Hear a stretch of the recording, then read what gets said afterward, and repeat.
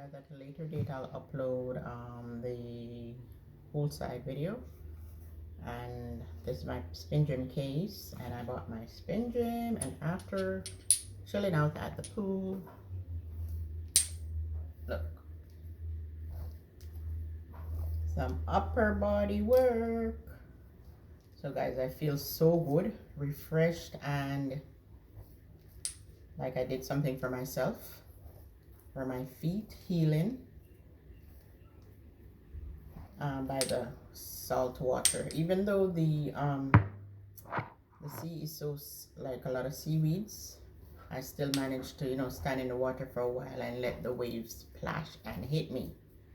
Because I know I'm doing something for myself, because we have to take care of ourselves, guys. If we don't take care of ourselves, who's gonna do it?